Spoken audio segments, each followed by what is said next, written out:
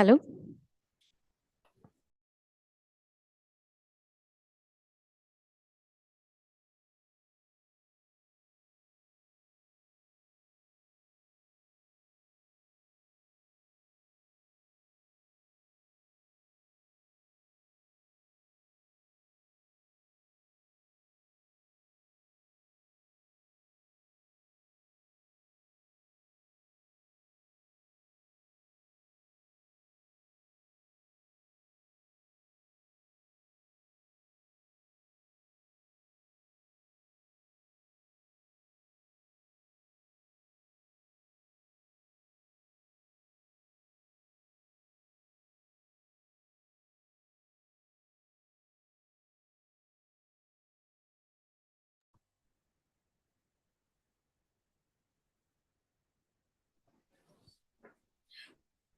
A very good morning to all. I, Vagdevi HS, Assistant Professor, Postgraduate Department of Journalism and Mass Communication, am very delighted to welcome you all to this momentous occasion. St. Philomena's College, established in 1946 with the motto Caritas Essentia, that is love through knowledge, symbolizes the confluence of vision, grandeur, and heritage. From its humble origins, the college has flourished, embracing the traditional and contemporary courses alike. As the college passed through the goalpost of completing 75 years of excellence in education, international conferences and seminars like these provide invaluable opportunity to broaden perspective, learn from experts, and forge meaningful connections across discipline. The need for this seminar stems from the crucial role of communication in driving social change. In today's complex and interconnected world, the effective communication strategies are essential for addressing societal issues and promoting positive transformation.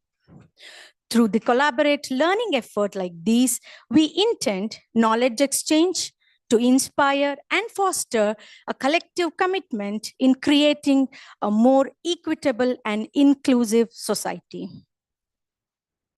As we gather here today, let us take a moment to humbly seek the blessings of Almighty, whose grace sustains us and lights the way forward. I now request Praveen and Prajwal from Postgraduate Department of Journalism and Mass Communication to invoke the blessings of Almighty.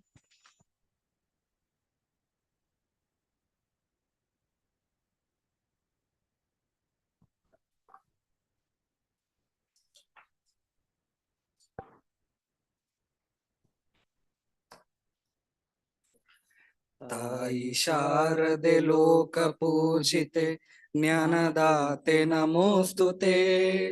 ತಾಯಿ ಶಾರದೆ ಲೋಕ ಪೂಜಿತೆ ಜ್ಞಾನದಾತೆ ನಮೋಸ್ತುತೆ. ಪ್ರೇಮದಿಂದಲೇ ಸಲಹು ಮಾತೆ ನೀಡು ಸನ್ಮತಿ ಸೌಖ್ಯದಾತೆ. ತಾಯಿ ಶಾರದೆ ಲೋಕ ಪೂಜಿತೆ ಜ್ಞಾನದಾತೆ ನಮೋಸ್ತುತೆ. ಅಂಧಕಾರವ ಓಡಿಸು ಜ್ಞಾನ ಜ್ಯೋತಿಯ ಬೆಳಗಿಸು. ಅಂಧಕಾರವ ಓಡಿಸು ಜ್ಞಾನ ಜ್ಯೋತಿಯ ಬೆಳಗಿಸು. ಹೃದಯ ಮಂದಿರದಲ್ಲಿ ನೆಲೆಸು ಚಿಂತೆಯ ಅಳಿಸು. ಶಾಂತಿಯ ಉಳಿಸು. ತಾಯಿ ಶಾರದೆ ಲೋಕ ಪೂಜಿತೆ ಜ್ಞಾನದಾತೆ ನಮೋಸ್ತುತೆ. ತಾಯಿ ಶಾರದೆ ಲೋಕ ಪೂಜಿತೆ ಜ್ಞಾನದಾತೆ ನಮೋಸ್ತುತೆ. ಪ್ರೇಮದಿಂದಲೇ ಸಲಹು ಮಾತೆ ನೀಡು ಸನ್ಮತಿ ಸೌಖ್ಯದಾತೆ. ತಾಯಿ ಶಾರದೆ ಲೋಕ ಪೂಜಿತೆ ಜ್ಞಾನದಾತೆ ನಮೋಸ್ತುತೆ. ಜ್ಞಾನದಾತೆ ನಮೋಸ್ತುತೆ. ಜ್ಞಾನದಾತೆ ನಮೋಸ್ತುತೆ.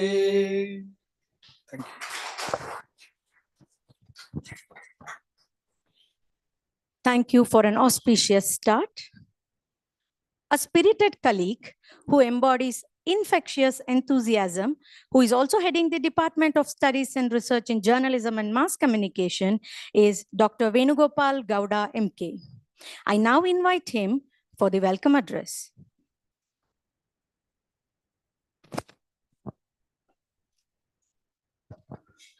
Good morning, distinguished guests, delegates, esteemed faculty members, and dear students.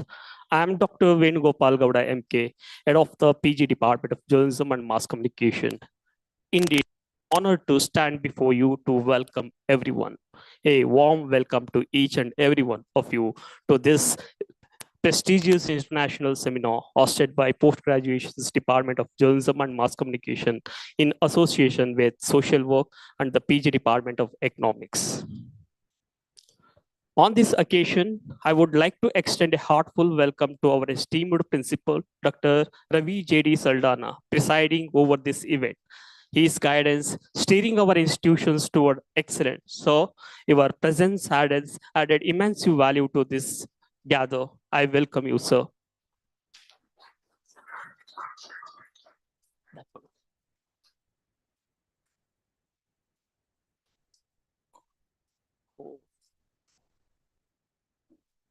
So this is it.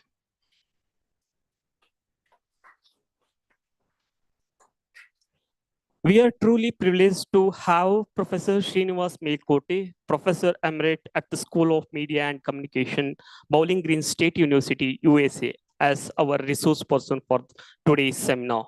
So your expertise has been enables countless minds across the world. We are eagerly anticipate this insightful and knowledge you will sharing with us today. I welcome you, sir.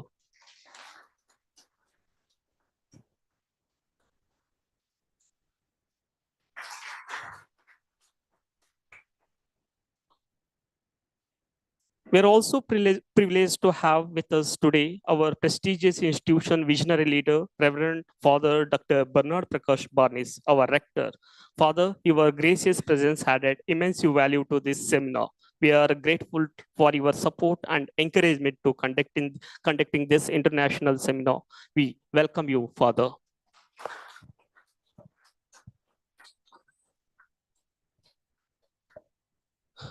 I would like to welcome Professor Albert Pinto, Director of the Postgraduation and Research Center. So your hard work and guidance have been crucial in making this seminar possible. I welcome you, sir.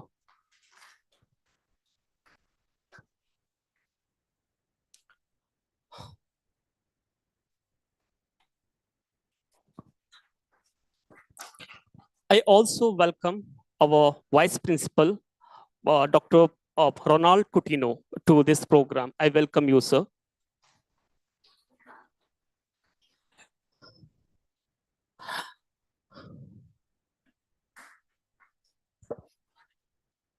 So I also welcome our Assistant Director, Christopher Father, to this program. I welcome you, Father.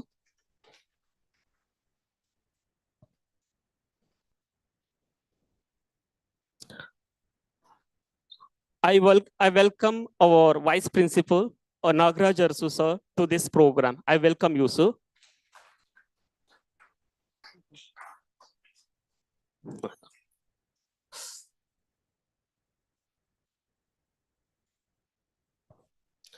So I also welcome our IQSC coordinator, Professor Thomas Gunashilan, to this program. I welcome you, sir.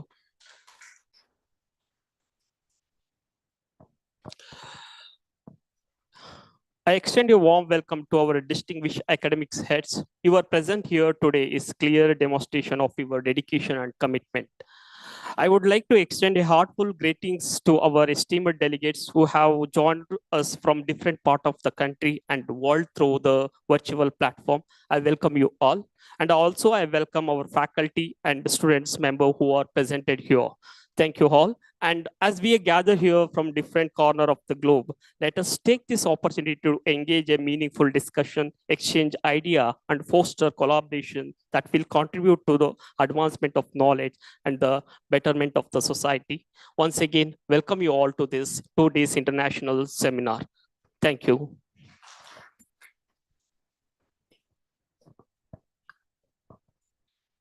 Thank you, Dr. Venugopal Gowda, for extending a warm welcome, and a welcome to you also. May I now request the dignitaries to light the lamp and thus formally inaugurate the seminar.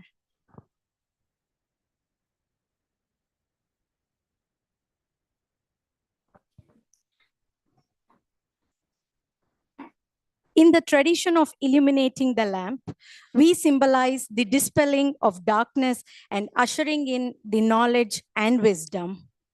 As we ignite this lamp, may its radiant glow be a symbol of enlightenment and guide our paths as we navigate the journey of life with quality and purpose.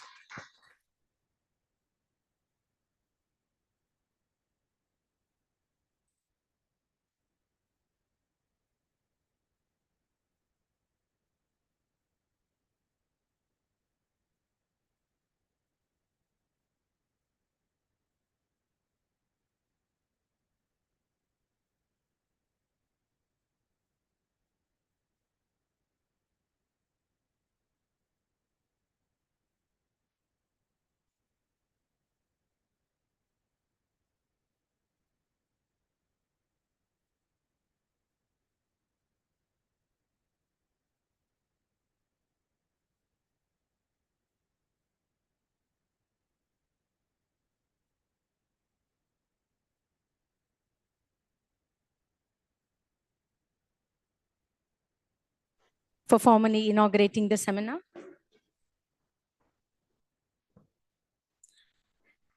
At St. Philomena's College, we are deeply honored to be part of this significant moment as we witness another milestone in the form of Professor Srinivas Melkote choosing this platform of international seminar for announcing open access of his seminal work, Communication for Development Through Theory and Practice for Empowerment and Social Justice, co-authored with Professor H. Leslie Steves.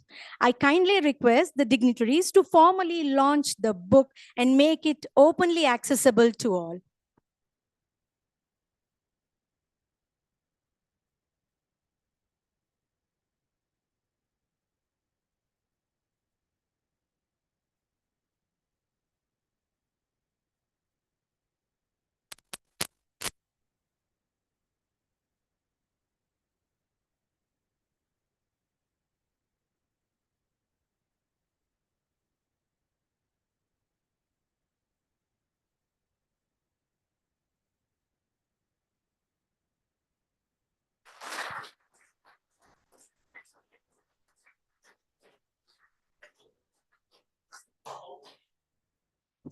Participants, please take a note. The book is available for free download. We express our sincere gratitude to Professor Melkote for this generous gesture.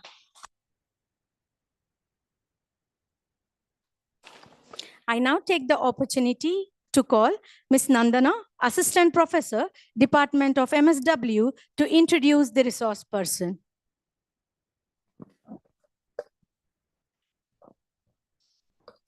Coming together is a beginning. Keeping together is progress, and working together is success. A pleasant morning to one and all present here. I, Nandana, Assistant Professor from Department of Social Work, would like to welcome you all to this international seminar on communication for social change. Today, I take up this privilege to welcome our honorable guest, Professor Srinivas R. Melkote. Professor Srinivas R. Melkote, currently serving as Professor Emeritus in the School of Media and Communication at Bowling Green State University, Ohio, USA, brings us a wealth of academic expertise and global experience to the field of communication. Holding a PhD in mass communication from the University of Iowa, Professor Melkote has cultivated a distinguished career with a profound impact on both teaching and research. His teaching interests are diverse and reflective of his comprehensive understanding of the communication landscape. Specializing in areas such as communication and media in development, critical social change, mass communication research, marketing research methods, intermediate and advanced statistics and business communications, Professor Melkote has played a pivotal role in shaping the academic landscape at various institutions. His international teaching engagement includes visiting professor position at esteemed institutions like University of Mysore, India, the University of West Indies, Jamaica, and Manipal Graduate School for Communication in India. The global exposure has enriched his perspectives and contributed his multifaceted approach to education. Professor Mailkote has been actively involved in distance teaching, demonstrating adaptability to emerging educational trends. As a Bridger scholar, he has contributed to online graduate seminar on strategic communication for development and social change at University of North Dakota. His involvement in his Electronic Mass Media Research Center in Hyderabad and the University Grant Commission in India further showcases his commitment to advancing education through technology. Beyond the classroom, Professor Melkote has actively participated in workshops, panels, and courses covering diverse topics ranging from research data analysis and communication project designed to addressing issues like harassment and discrimination. His engagement in this initiative reflects his dedication to fostering a dynamic and inclusive academic environment. In terms of scholarly contributions, Professor Melkote's extensive list of publication includes edited books such as Handbook of Communication and Development and Communication for Development, Theory and Practices for Empowerment and Social Justice. His research monograph, Media and Communication and Social Change, attests to his critical review of development communication theory and practices. Professor Melkote's commitment to graduate education is evident through his supervision and of numerous doctoral dissertation and MA thesis. Noteworthy is his commendation as a finalist for Outstanding Contribution to Graduate Education Award BGSU in 2012, underlining his impact on academic community. Recognized for his excellence in education and research, Professor Srinivas R. Melkote continues to be a prominent figure in the realm of communication, contributing significantly to the development of students and the evolution of communication theories and practices globally. So we welcome you.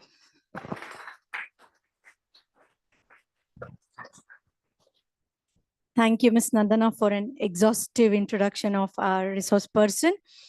Finally, the moment we have eagerly been waiting for has arrived. It is now time to listen to the distinguished speaker himself. Sir, the stage is yours. And I kindly request the dignitaries to please take their seat in front row.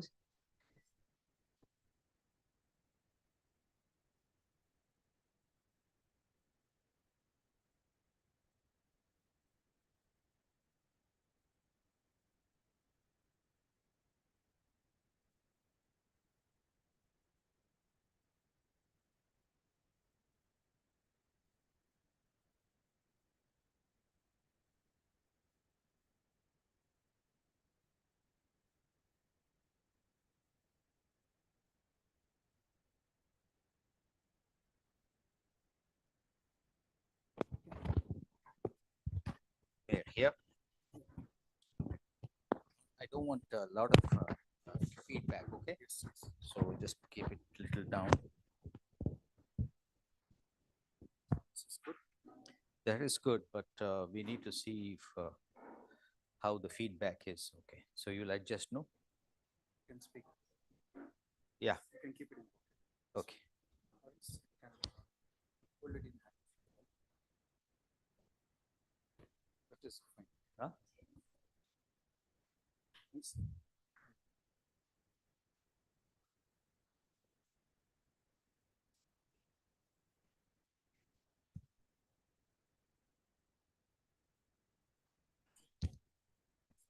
Hello, hello. Can you hear me at the back there? Last chair. You can hear me? Okay.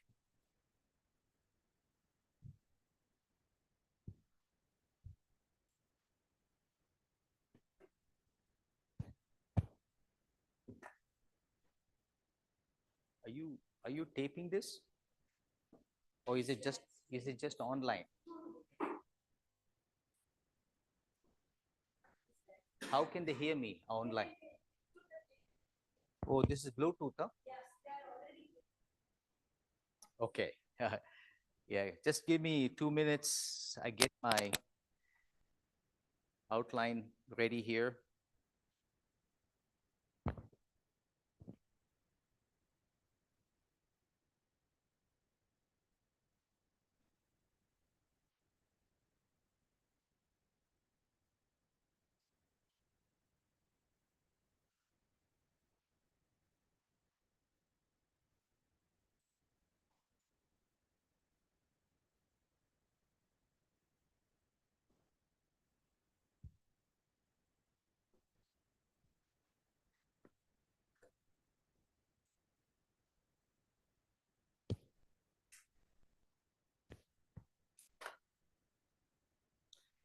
Good morning, all of you, and all the people who are watching me and listening to me online. It's morning in Mysore, South India.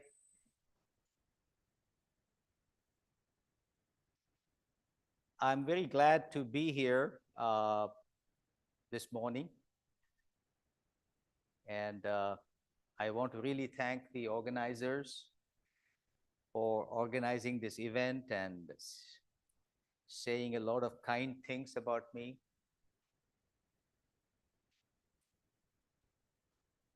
How much time do I have? Like, okay, no, I won't take too long. So, but I just wanted to. I have spent all my life, professional life, that is, in the teaching profession. I started teaching in 1977, much before a lot of you were born. I know I hate saying that, but it's a fact. And continued till 2020. That's about what? 43 years? Yes, 43 years. And I finally decided to retire from active teaching.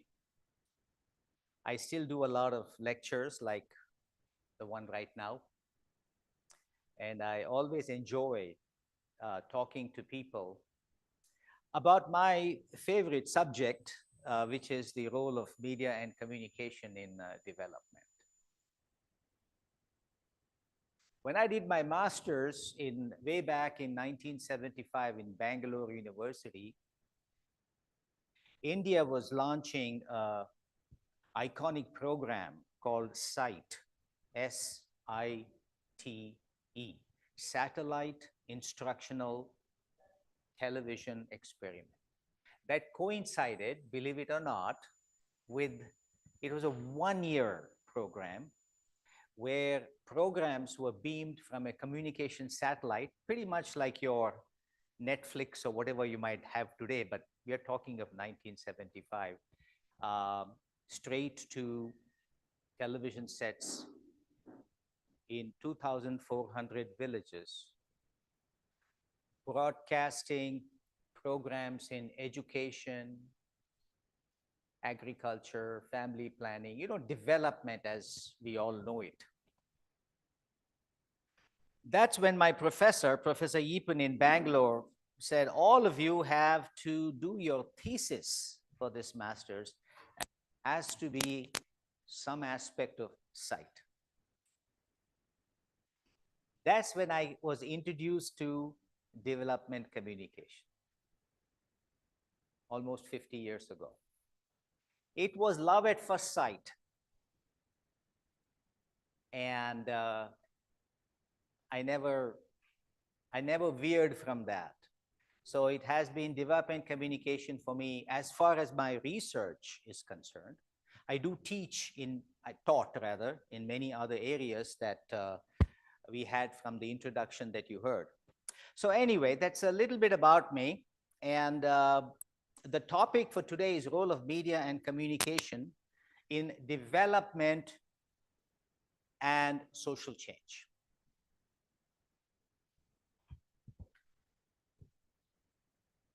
Okay. The terms in this title are very deliberately chosen. On the one hand, they do faithfully describe the field, but you know, as postgraduate students, you don't take anything at face value. You want to go deeper. You want to go deeper into everything. You need to have a healthy, skeptical attitude, question, try to get more knowledge.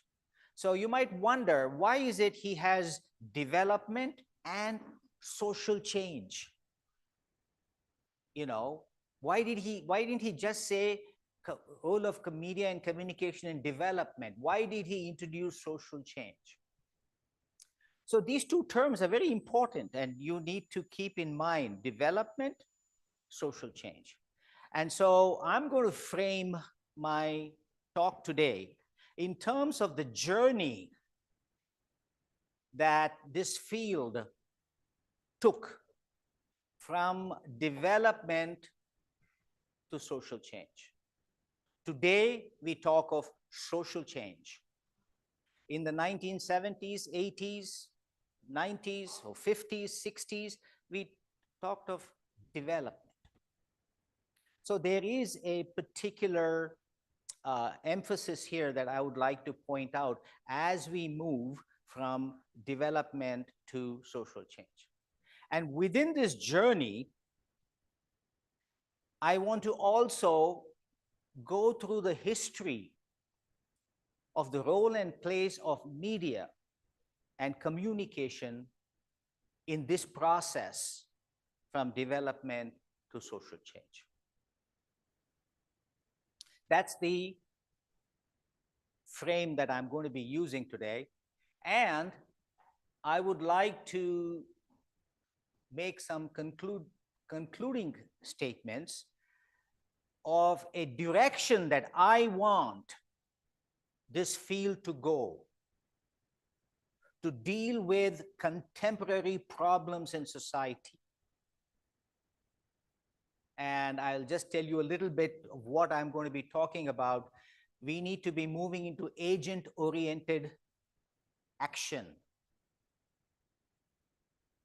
I'm sure people in social work can appreciate what I'm talking about. Action. We can talk till all the cows come home. It's no use until you act. So that's where I hope to end. I would encourage you to ask me questions. You also have my email somewhere. I thought, oh, I have it on my slide, not on your slide. Oh, that's so. It's my last name, Melkote, you can't forget that, at Bowling Green State University. B as in boy, girl, G as in girl, SU.edu. Okay? Feel free to email me. I promise to respond to you, maybe not within 24 hours, but I will. Okay, so let's get down to the task at hand.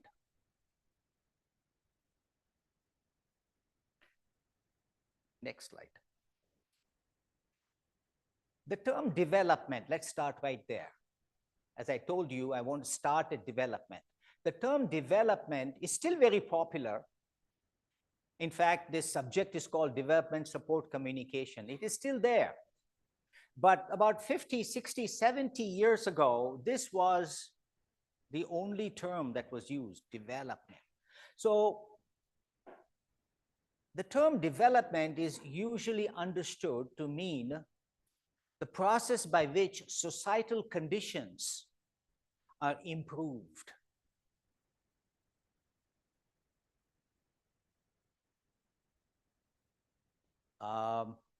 Okay, so no, that's fine.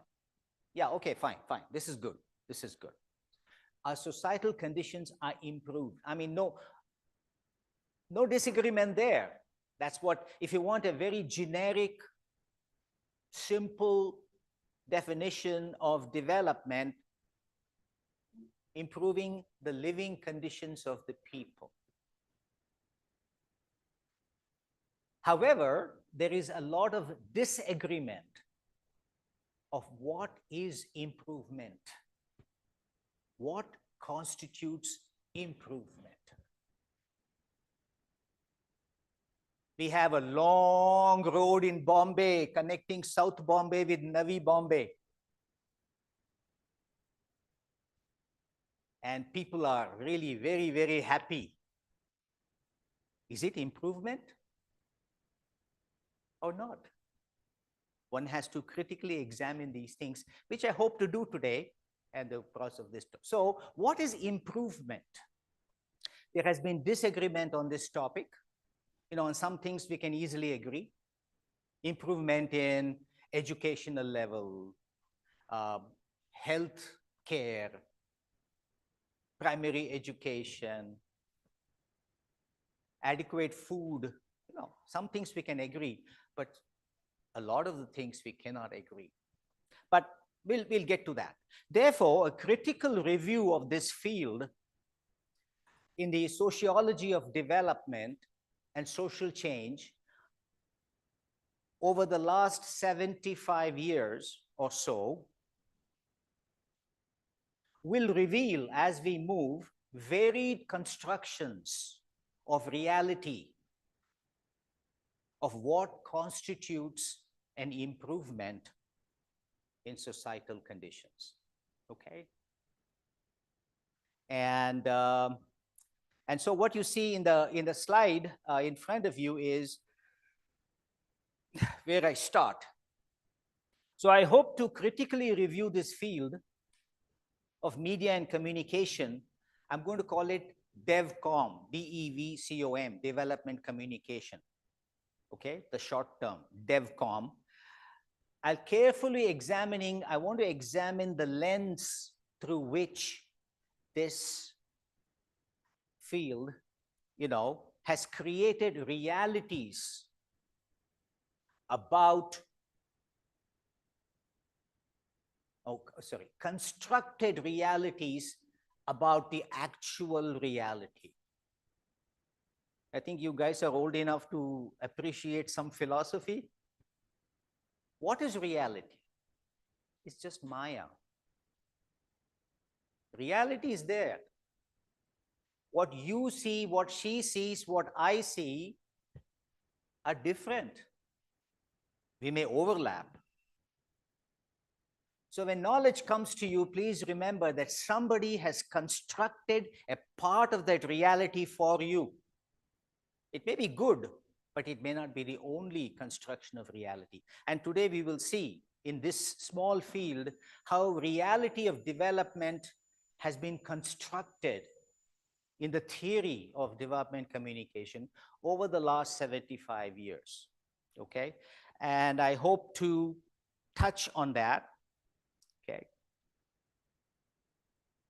Hopefully, I will, towards the end, reach what is social change. Okay, so that is my aim. Oh, you're here. I'm pointing there. Who? Oh, you. Okay.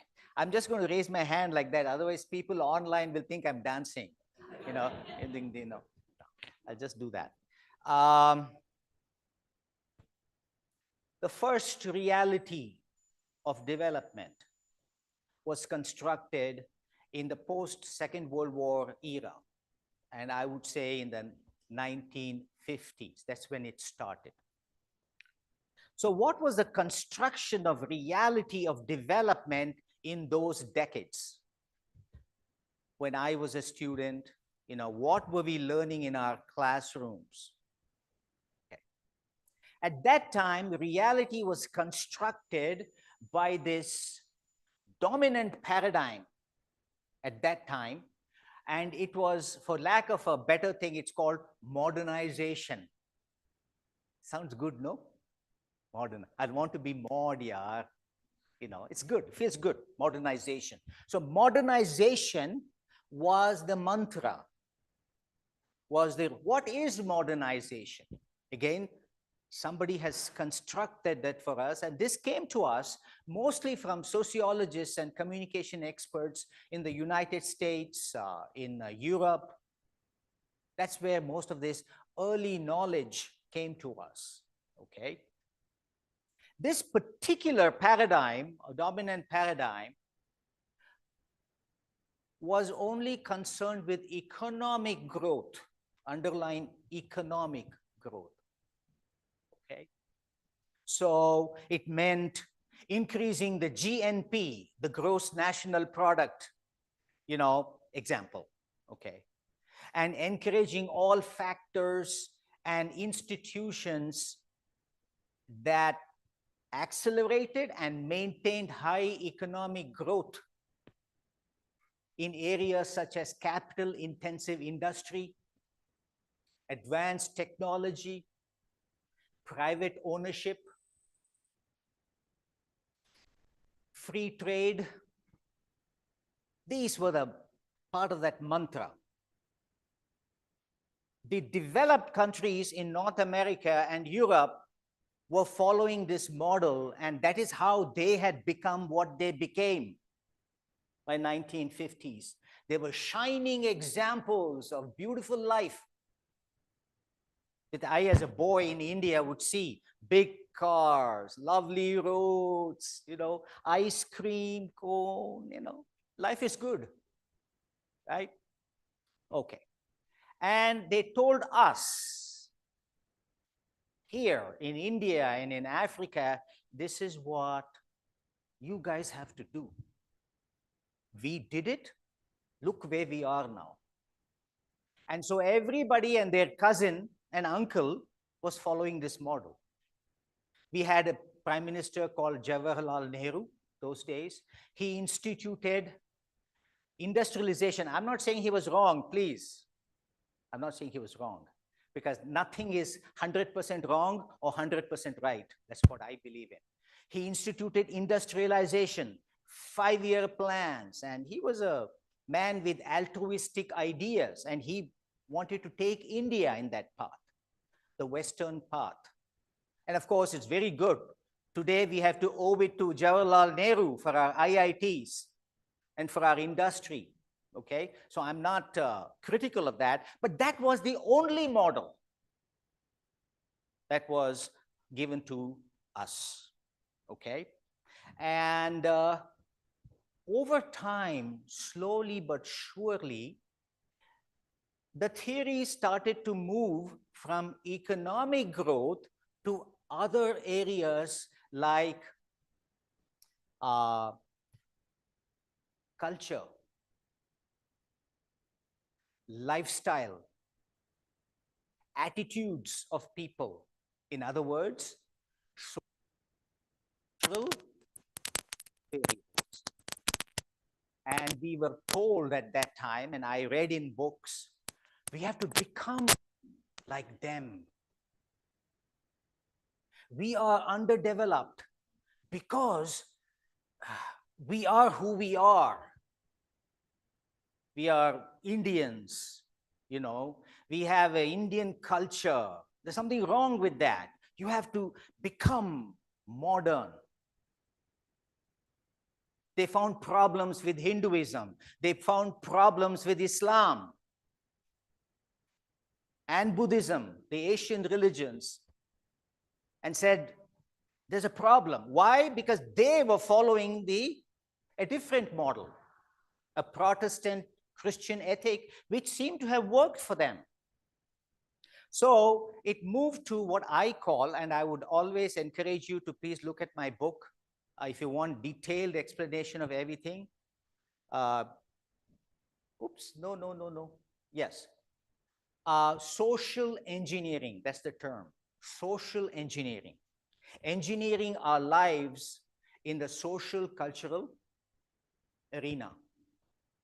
So the dominant paradigm became a very dominant paradigm for, this was called development. In fact, one could those days take the term modernization and swap it with westernization, and you would not miss a thing. Modernization was westernization, and westernization was modernization.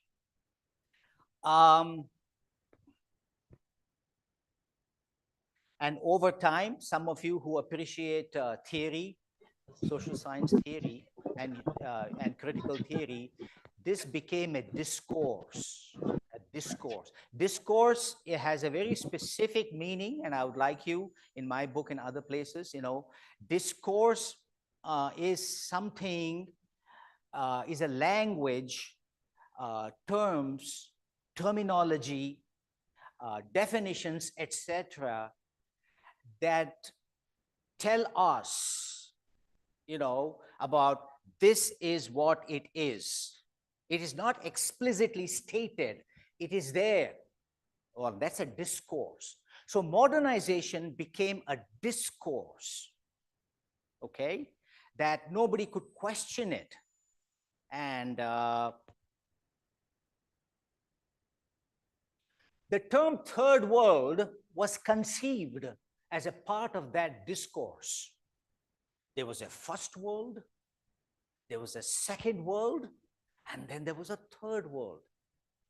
It was all conceived as part of that discourse, okay? And the knowledge and existential reality pertaining to development and change of the people in the so-called third world, put India in there, was gradually replaced by concepts of progress and development imported from the West. If you pick up books like Diffusion of Innovations by Everett Rogers or Communication and Development by Wilbur Schramm, these are two books that come to my mind, 1962, you will see that. You will see what I'm trying to say from the West, okay? Over time, development became a major preoccupation of the government and NGOs. Everybody was talking of development, development, development, development, that became. And the temples of development for your hydroelectric projects, your steel plants. In fact, at one point, Nehru said, our factories are our temples, okay? And so there was greater and greater control of our lives. Villagers are told, you have to move. Why? Because this whole land is going to be filled with water. And they relocate you, they don't even relocate you, they don't compensate you. You're thrown out because your land is coming under some dam and going to fill up with water. Or they're going to start a coal mine.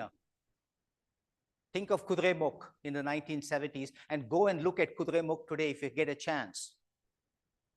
And see what devastation Kudremukh has left for the local people there. Okay? So it started affecting our people's lives. Why? It's development. It's good for you. I'm going to widen your road from 50 feet to 100 feet. In the process, I'm going to occupy half of your house. Why? Development. We all need big roads, right? Well, I don't disagree with that. But is building wider roads the only solution or the best solution? That's a different question. But anyway, so not only that, the everyday lives of people in Africa, in Asia, in Latin America were transacted and translated into objects of scientific pursuit. Everywhere there was surveys being done, data being collected, people were being questioned all the time. Everything was quantified, everything was collected all the time. And people were told constantly, third world, you're underdeveloped. Underdeveloped in what? Actually, underdeveloped economically. But over time, that term was used to describe everything about the people.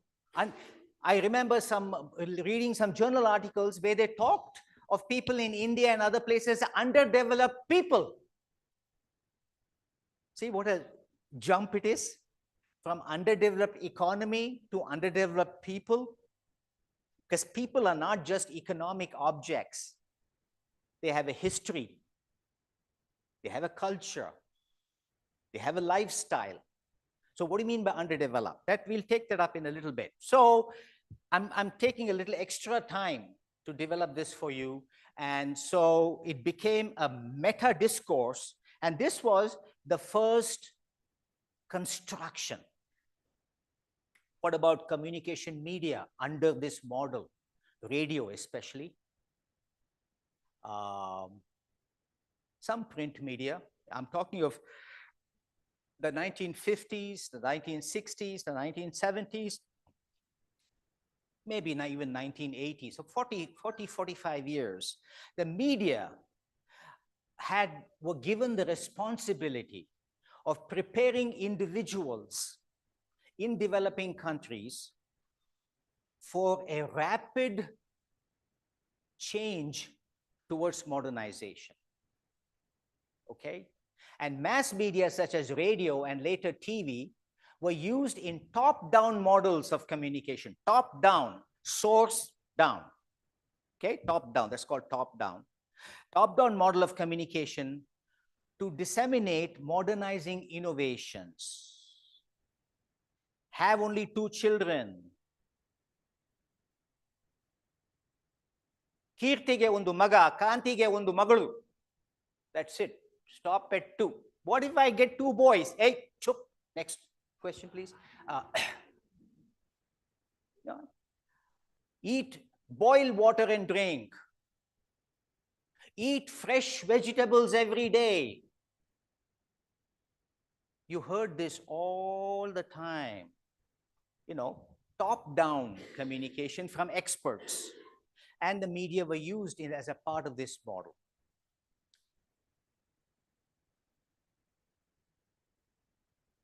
So this went on for a few years, and certainly during the time that I was an undergraduate student in India, and also a master's student in India. But sometime in the late 1970s, there was a ferment in the field. There was a rumbling, like an earthquake under your carpet. Things are happening. That's what I mean by ferment in the field of social sciences, field of development, communication, and all this. What happened was that this model of modernization, while it had certain advantages, it had a lot of limitations. And now critical theories, okay, started to come up. More scholars from Latin America, scholars from Africa, scholars from India, Asia were now speaking. And they were bringing new realities into the debate. And some of these new ways of looking at development included, they emphasized active role of people at the grassroots level. No more top down. We also need to have bottom up. Active role of, grassroots activities. We also have to think, besides economic growth, of people's space where you live, culture, language, religion, lifestyle. You and I do not live in soap bubbles. You and I live in society. Our feet are always planted somewhere. And that is important to you. If you could go and, let's say this is a commercial break for you. I do have jokes as commercial breaks. This is not really a joke, it is serious, but I like to present it as a joke to you. Let's say you have a fish tank, you have a big fish tank. Oh, in Mysore, there's an underworld Mysore, no? How many of you have gone there? Oh, okay, at least one hand has gone. Okay. Fish, there's fish there. Imagine you go and talk to the fish and the fish knows how to talk. And you ask the fish, hello, Mr. Fish. Hi, hello. What do you think about the water? And the fish is totally confused. Water? What water? I don't know any water. And you go, you don't know water, but you live in water. Oh, really? The fish doesn't know anything other than water, right? If you take the fish out of the water, it will die. So just like the fish are swimming in water, constantly influenced by water, but really don't know the influence of that water, we are swimming in culture, language, geography, history of the time. And maybe we don't even know it, but it's influencing us. Okay, and that is important. That's very important. And the old model or older model didn't take some of these things. In fact, it argued that some of these things have to be rejected. People here have to become like the people in the West. Okay?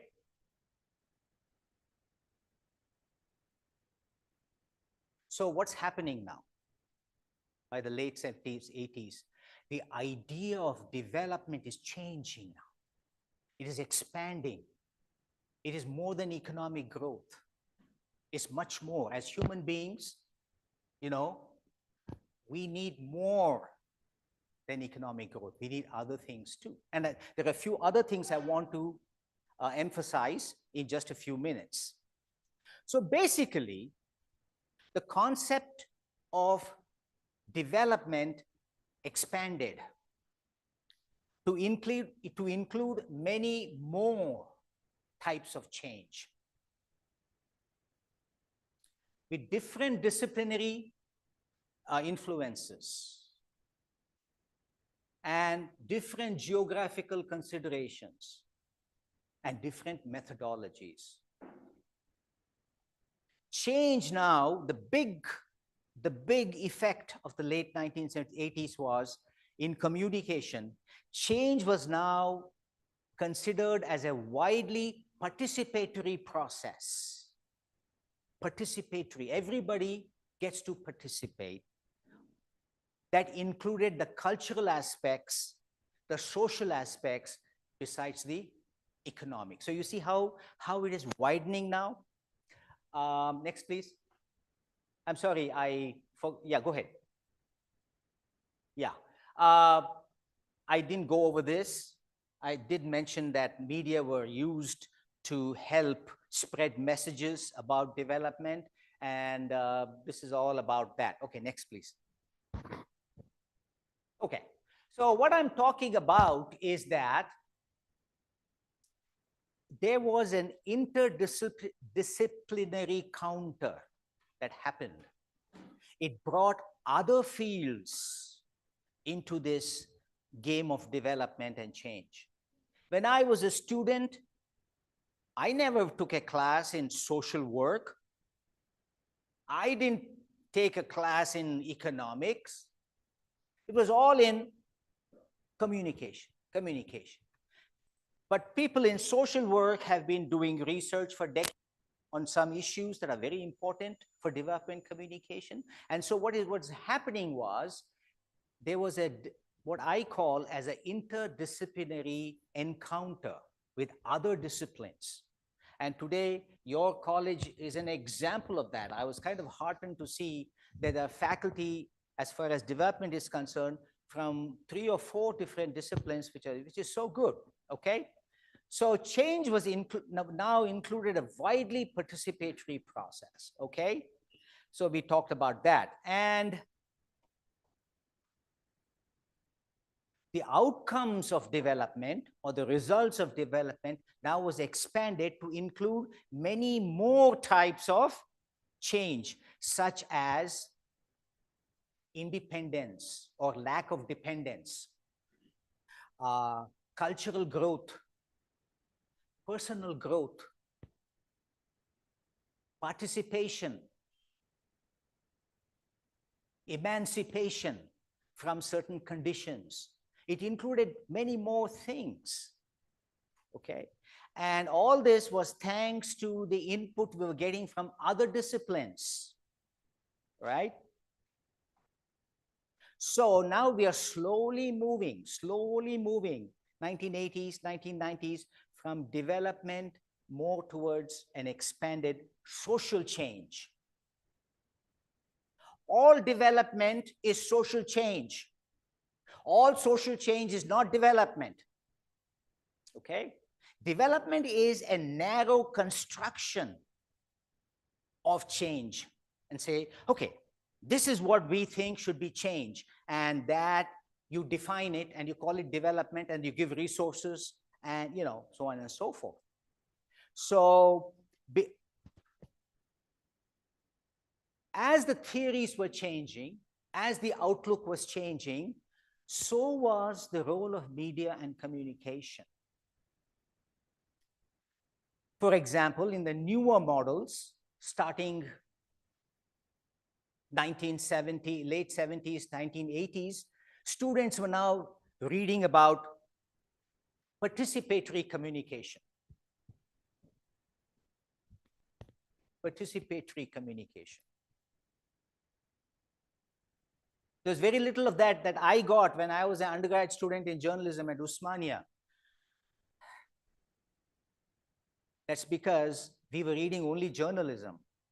But when communication, speech communication, organizational communication, when the communication disciplines came into the thing, they started introducing, for example, participatory communication. That's what communication is supposed to be. Communication is when at least two entities communicate. That's communication. Earlier, what we had was not communication. It was information.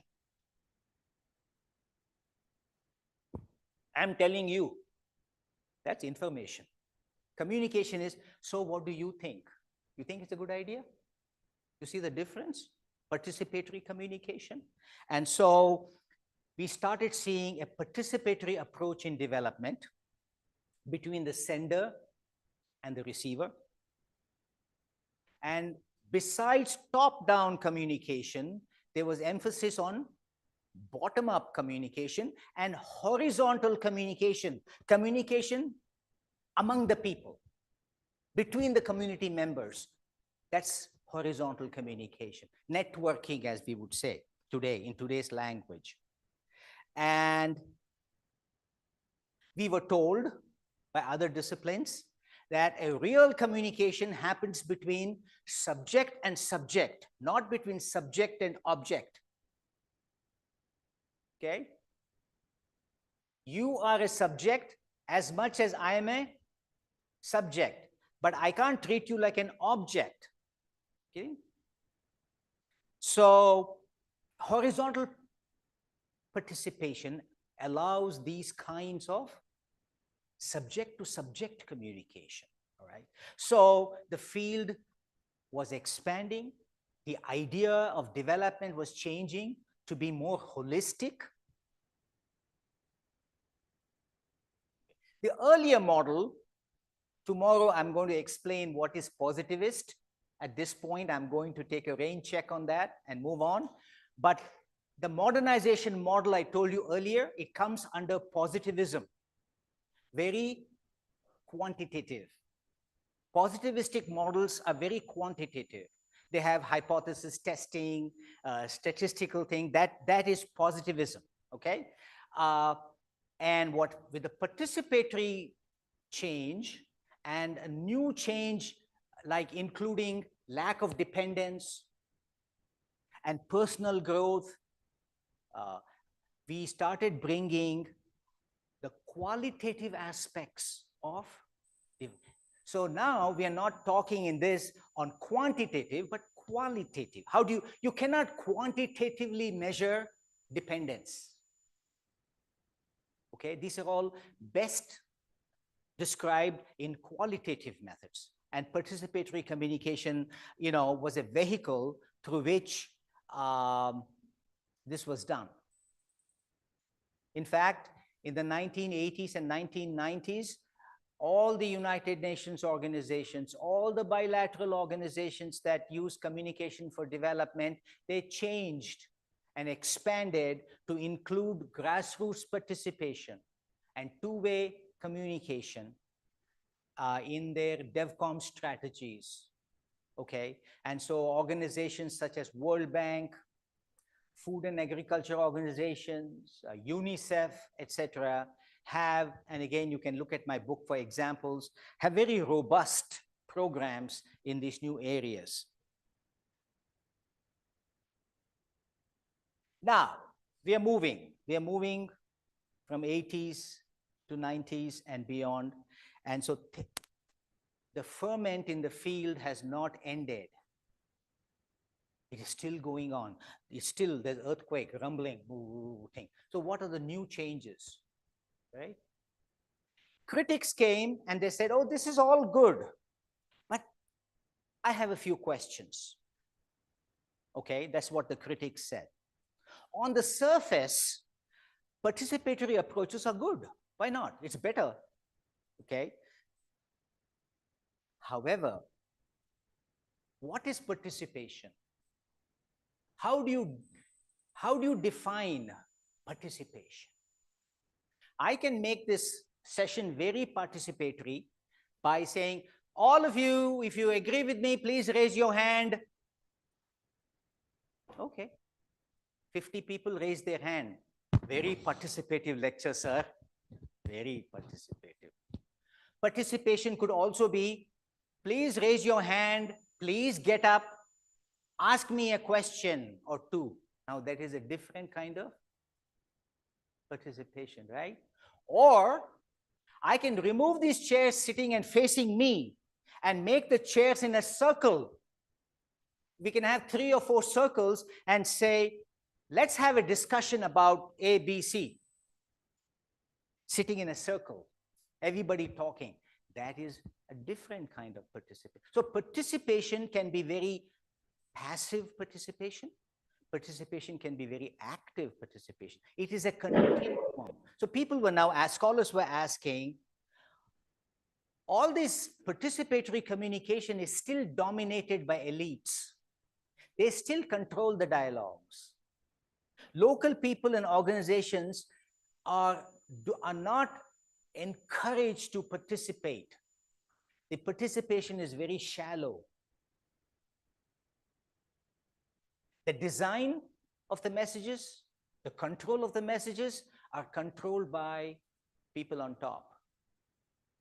So there was critical questions being asked. And so the burning question was, participation for what? What should be the objective of participatory efforts? Next one, please. A deconstruction of participation yielded new meanings. It showed that a big problem in our societies, in all societies, is that power, social power, is not equally distributed. Some people have more power than other people because they have economic power, they may have social power, they may have cultural power. Not everybody is equal. Power in every society is unequally distributed. Okay? And so it brought up this, like people in social work talk about it all the time, power. Okay? And how is, and now critical scholars were saying, for effective social change, not development, effective social change, individuals and groups that are trapped at the bottom, at the margin, should be able to overcome their systemic barriers. In other words, for example, one of the big stories that came out of India during the COVID was the situation of migrant laborers in India. if you all remember, migrant laborers who are so important, like you can't escape that in Mysore or Bangalore. Some building is being constructed, all the time. Where is the labor coming from? Most of the time, your carpenters, your painters, a lot of them may not be from Mysore. They might be from hundreds of miles away, from Odisha, from Bihar. Okay? When COVID started, they shut everything down. They shut everything down in India. No trains, no buses, no nothing. How are these people going to go home? They had no jobs either. They're daily wage labor. They need jobs every day. But some of us escaped that because we are not migrant laborers, right? We are suit and boot people. We escaped that. Of course, we had to suffer some indignities like stay at home, don't go out, wear a mask. But we didn't have to run around looking for food. So there are some people, that's just one example I'm taking, who are extremely powerless to do anything about themselves. All right? And so this idea came up that the reason why some of the models are not working and the messages of development are not working is not that people don't want to do what you're telling them. Boil water, eat vegetables and fruits, not because they don't know, because they cannot afford to. Fruits and vegetables may cost more money. Water, you're talking about boiling water? Arey Baba, I don't even get water. What are you talking boiled water? Okay? And so we are now talking about social structural constraints in society and the distribution of power in society. So the field expanded. And by the 1980s, a new term came to development communication thanks to fields like community organization, social work, critical education, called empowerment. This was the second interdisciplinary contact with other fields, expanding now from development narrowly defined to social change. Now we are also looking at a term called empowerment. You can take a horse near the water. You cannot make the horse drink the water. The horse will drink water only if it wants to, right? And so empowerment is people must be given or should develop the power to work and act in their own welfare. Okay? So empowerment, starting 80s, and so we had critical education, community organization, gender studies, community psychology, and other disciplines that were now offering concepts and practices that could be readily used in these new DevCom models of empowerment, right? So what effect did this have on the field, on the role of media and communication? It did have a very profound effect. Just like when we went from top down to participatory, what happened? And now we are still in participatory, but we are now looking at a different kind of participation where receivers and people have more power. Okay, so the earlier models of transmitting messages was insufficient to the task of development. So empowerment objectives, the new empowerment objectives, on the other hand, require, if you take some classes in social work, how to build communities, community organization. How do you build a strong community? And you will see, you'll come up with concepts such as building understanding between members, building empathy between the members, building partnerships with the people. See, all new things, which can be very well done by communication too, okay? And so, the search for new roles for media and communication expanded now to also include and value communication for its organizing value. There are two modes of communication. There are more than two modes, but I want to take two modes. One is called the transmission mode.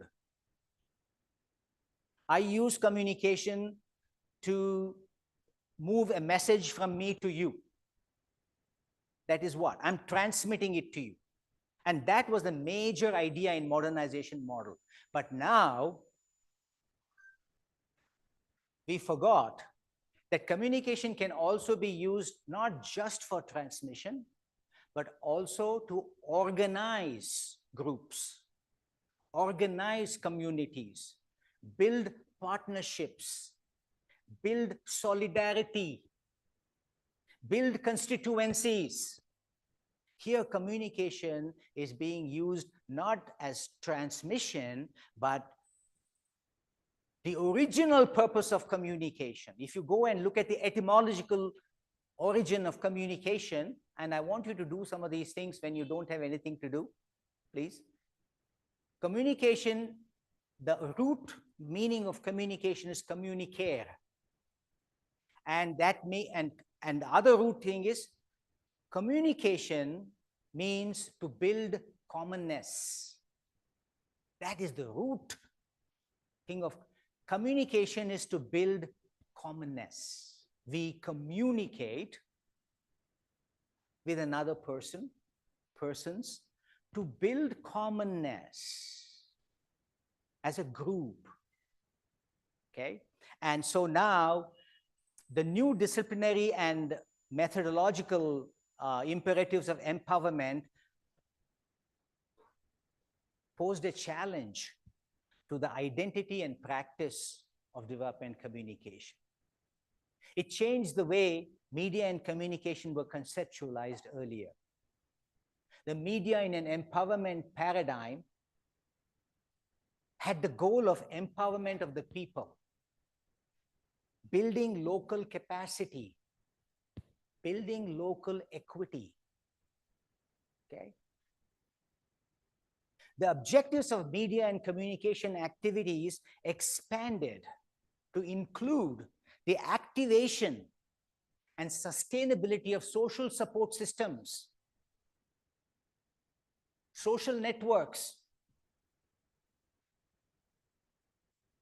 empowerment of local narratives,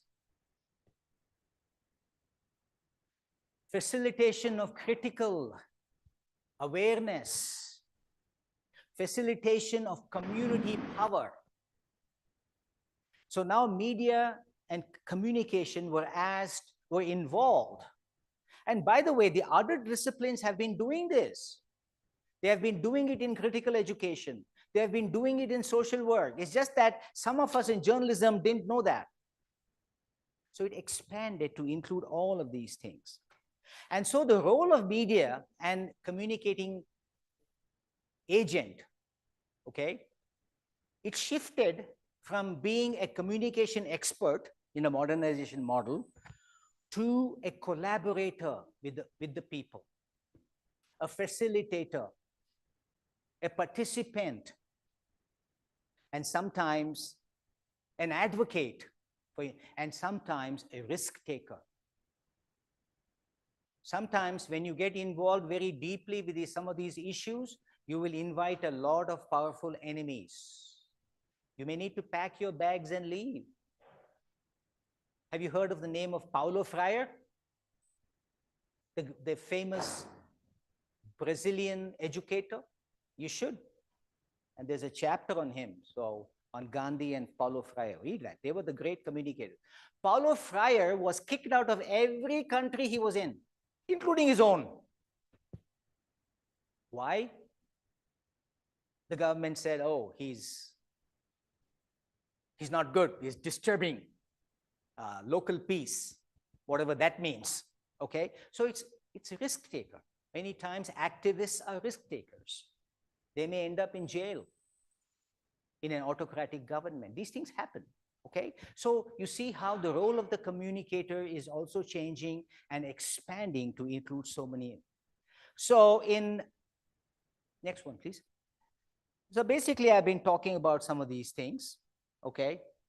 A focus on empowerment means that real development is not possible unless we address the lack of economic and social power among individuals or communities.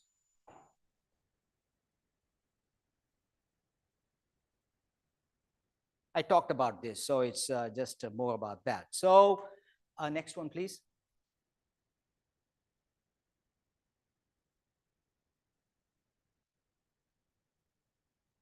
All right. Now I want to move on to, so what I have done until now is, yeah, we talked about this. Next one, please.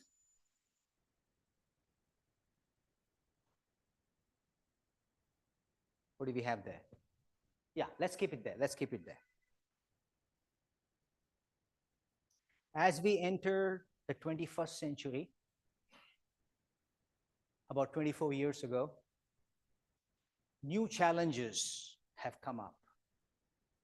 We are living in a very contentious world today, and especially I appeal to the younger people.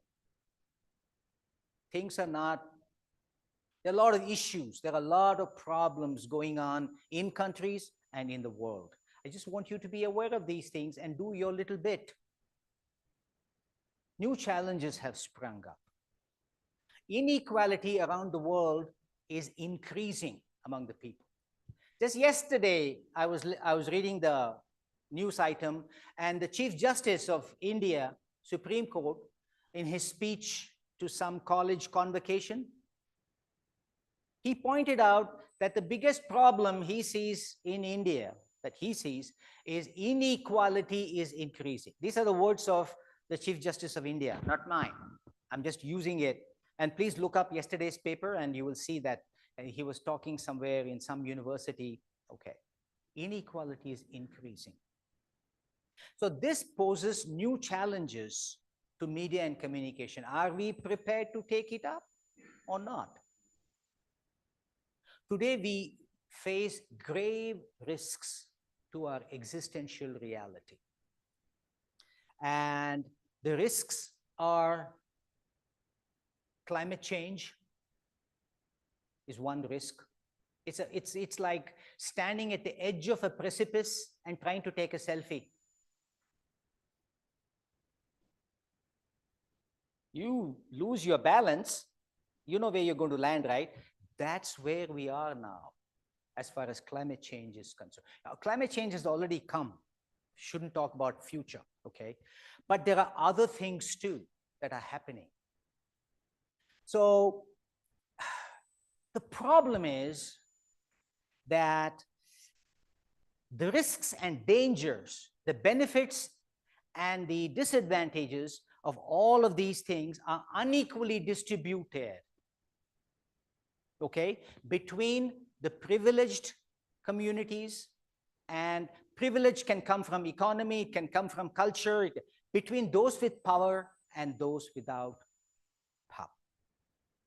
And this inequality is only increasing. I'll bring another example to you. I go back to that example that happened in Bombay.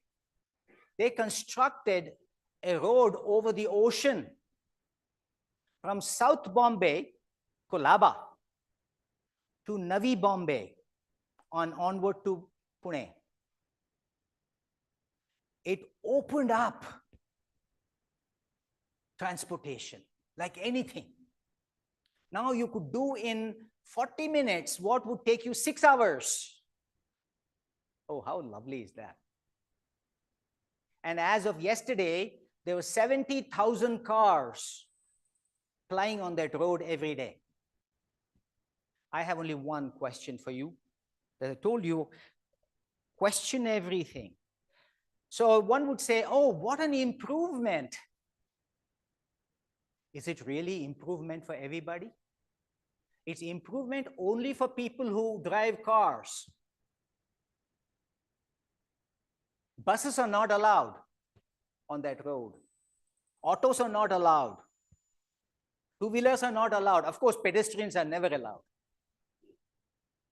So improvement for who? For the people of Bombay or people who own cars and live in South Bombay? And this was discussed in another news article by a transportation economist yesterday. And he said, this is very bad. You're not going to solve any transportation problems, and there's a social justice involved here. You're making it easier for some people to move around. Why can't you have a bus lane? You know, just the example. I can come up with lots of examples, but I just use one or two examples for you to critically think. So the examples are of widening inequality between people and community on several life-giving resources, of which transportation is one of them. Women's lack of power in most societies, environmental degradation, harmful climate change, among others. So what does all this mean? So today, the field is moving to the idea of development and change for social justice. That is the new mantra today, social justice. And you will see that popping up everywhere. Again, you need to question people and ask them, excuse me, what do you mean by social justice? Okay, that's very important, okay? Because it sounds very good. What's wrong with social justice? It's better than injustice, right? What is social justice? So I don't want to get too deep into that, what social justice, though it's very, very important. And so today, that is where we are. So I would reconceptualize, now I come back to the last part of my thing, an agent-oriented view of development communication. Action, action, action. Paulo Freire's theory was very simple. Discussion, debate, action. Back to discussion, debate, action. Okay. You can bake the best cake in the world. How many of you bake cakes here? Come on, at least one person should be baking a cake. No? Don't like cake? I'm sorry, you don't like cake? Okay. You can bake a cake. Okay, beautiful cake. Then what are you going to do? Sit in front of the cake and admire it? What are you going to do with the cake? One person, please. Please talk so that I know you can talk.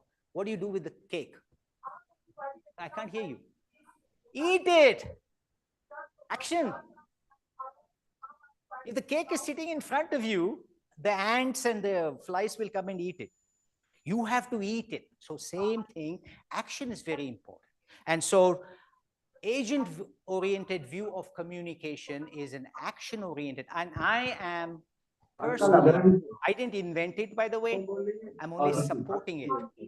Okay. And that is very, very important. I have, me and my co-author of this book, Professor Steves, we have put together a model. I would like you to look at that model, but I'll talk a little bit about that model and then conclude this, okay? Yeah. First of all, Yeah. in the model, Class we चल रही है क्या? define what social justice is. And our first definition of social justice is along the lines of the modernization paradigm. We all should be free from hunger.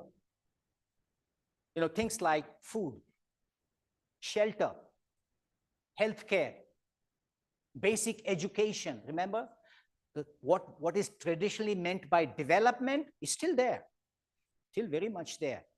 That is one social justice. It is terrible injustice to have children going to bed hungry. The worst kind of injustice, and it's happening in many places. Children are going to bed hungry. So that is one definition of social justice. Everybody must have adequate food, shelter, healthcare, and clean air. In Delhi, the air quality is 450. How long can you live in that city before you drop dead? 400.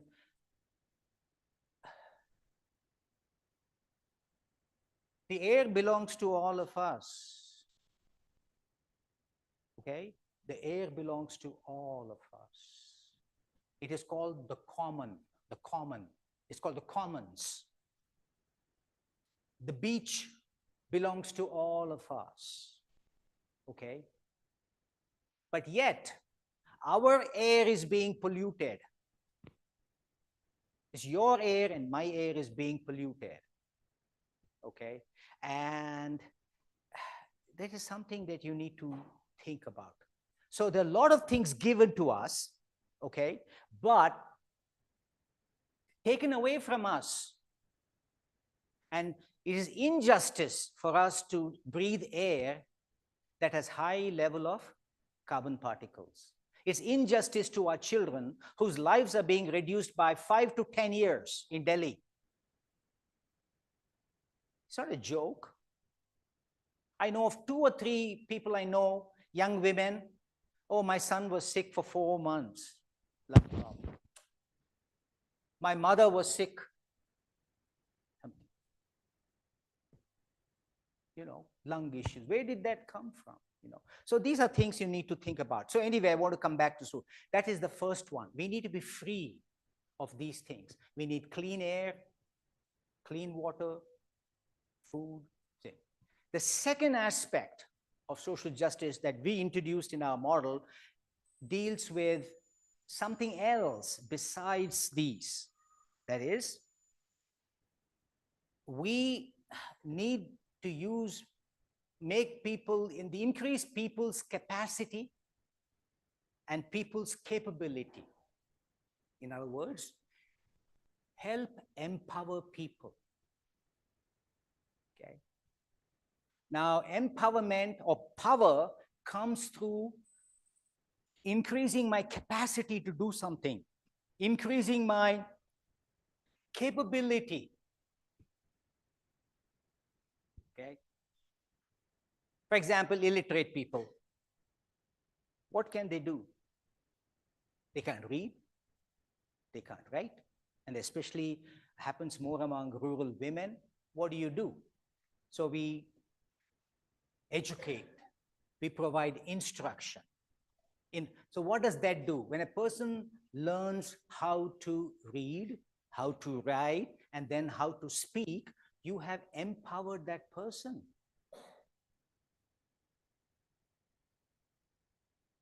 In the 1970s, when I was collecting data for my MPhil, I would go to villages around Hyderabad with my survey. And when I would go to people's houses, I would meet, of course, I have to select a representative sample, you know. I would go to somebody's house and meet, Madaya. Okay, Madaya, please sit down. Madaya, I want to ask you, Telugu, I want to ask you some questions. You know what Madaya tells me? Sir, naake merika sir, mere raskondi sir. He's telling me, how can I answer that question? Why don't you write the answer for me? I said, no, I can write the answer anytime. I want to know what you think about it. That poor man cannot even express himself. Okay, that's an example of empowerment. So empowerment can be of many, many types, okay? And so the second one is increasing people's ability and capacity to live effective and meaningful lives. As human beings, we have the right to live a meaningful life, as long as, of course, we don't break any laws. We don't want to break any law. But I would like to live, I would like to enjoy life. I want satisfaction from life. What's wrong with that? A meaningful life. That should be the aim, that people should be able to live creative lives and effective and meaningful lives. So it's a very broad-ended objective of social. So those are the twin objectives. And now we come to the, next please, the million-dollar question in the model. What are some communication tactics, communication activities that are more agent-oriented, more action-oriented? Okay, and here in the model, I've just taken out parts of the model. I call them as principal communication activities. And notice that they all, in some aspect or the other, deal with action. Take, I've already been talking to you about empowerment-related communication. People should be empowered to act, okay? Which means that we have to deal with some of these things that I told you in this address. Resistance communication. Resistance communication, at the very least, is you should be able to criticize a certain policy and come up with alternate solutions, which is better for you and your community. You should be able to resist. Fortunately, in many democratic countries, this is possible to some extent. Resistance, some extent, you know, but that is something that's very important. Resistance communication. Networking, that's another one. And today we live in a world where we can network. You young people may not appreciate this. When I was your age, the only thing I could do was either type, type, or write. If I wanted a phone in India, I had to wait 7 years. Can you believe that? 7 years you have to wait for a landline. Today I land in Jayalakshmipuram at 10 o'clock. By 11:30, I have a nice cell phone. Hey, hi. Today everybody in their pocket has a phone. Okay, it's a very different India, very different world. But today, for the first time in human history, and you need to appreciate this fact, first time in the long history of human beings, knowledge and transmission of knowledge has been unshackled from the elites. For the longest time in history, the elites controlled media. They control means of production. Today, you, me, your uncle, your aunt, your cousin can receive communication from all over the world. You can send out your own message. That's a wonderful thing. So networking is very, very important. That's another thing, you know, when like constituencies can network, for example, a community in India can network with a community in Africa with similar problems, and they can form a constituency. Okay, so this is what networking, that's another one. I'm not saying nothing is being done, a lot is being done, but these are the kinds of things. Advocacy communication. I'm sure if you're an Indian, you know, can easily understand the term influence. Influence bekappa. Sumne kelsa agogalla, it doesn't get done. Influence beku. You must know an uncle or an aunt, you know. So influence. So let's take it up. Advocacy communication is create communication media that can address directly the power holders. That's advocacy communication. Because change, even today, has to be facilitated by top leaders, finance minister, that minister, this minister, whoever. Who is advising them what should be done, what should not be done? Who's advising them? Advocacy communication. This is called lobbying. Lobbying. People should have their own constituencies as lobbies under advocacy communication. Community mobilization. This has been there for a long time, but I'm stressing activation. Communities must get together and mobilize themselves and say, this is happening to us. We don't like it. Okay? There is no electricity for 8 hours a day for the last 5 days. This is not good. Instead of sitting and complaining, they have to get together and do something about it. Otherwise, no change is going to take place, or it'll take place very slowly. So community mobilization, media mobilization. I know there are a lot of problems with the mass media today. Mass media are all over the world owned by big corporations everywhere, including India, including United States, big corporations. They are interested in the same things that big corporations are interested in. That is, increase profits, increase shares, right? That is the kind of media we have around the world. What are we doing about it? We need to make the media talk about people's problems, okay? And that's not easy because, again, it's power, empowerment, but have to do that. There have been some creative solutions to that. For example, try to align your interest with the interests of the corporations. Coca-Cola. What does Coca-Cola produce? Coke, right? What do you need for Coca-Cola? Clean water. Clean water. Coca-Cola needs clean water. You need clean water. So approach Coca-Cola through advocacy communication and say, we both want the same thing, and make Coca-Cola do some of the fighting for you. Many years ago, there was a revolt by college students in United States against wearing of blue jeans. And the reason was blue jeans or jeans were produced in sweatshops in Bangladesh and Vietnam with extremely poor labor conditions, 14 to 16 hours a day, no break, no.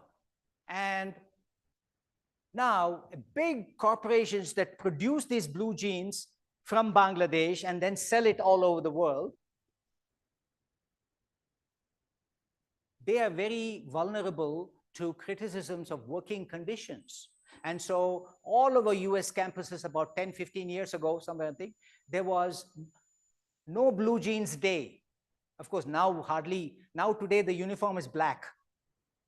Everybody wears black. But there was a time when everybody wore blue jeans. So the big companies like Walmart and all that, they took notice of that. And they improved their work. They put pressure on the Bangladeshi guys. Hey, you better clean up your act. You need to give, you cannot make them work more than 8 hours a day, blah, blah, blah. You cannot do this. So like that, it is possible to align your interests with their interests. But in general, you have to work with the media. Right now, it doesn't seem very promising though. So I've discussed this in greater detail in the model. So this is agent-oriented communication. I think now this is very, very important. There's another topic, next please, which I'm not going to discuss today, deliberative democracy. Okay, that's a completely full topic. For 2 hours I can talk. What we want is not democracy. We want deliberative democracy. Today, democracy in the United States and other countries is every few years go and stick your vote in. That's not democracy. And there also you get 35% who vote. Democracy is much more than that. Democracy is dynamic civic institutions, empowered citizens, community groups, civic media that discuss people's issues, that, so that people are involved with what's going on, what's being done, and that is so deliberative democracy. And this is in the field of political science. They talk of it. So, because this is what we want. In order to achieve the two social justice objectives, that is, emancipate people from existential needs and improve the capacity and capability and independence and empowerment of people, okay, is to achieve this, a vibrant, democratic public sphere. Habermas, the great German philosopher, talks of something called public sphere. Public sphere is the public, what is in public. So we need vibrant democracy in the public sphere. We need citizens meeting often, talking about issues, and that being shown on the media.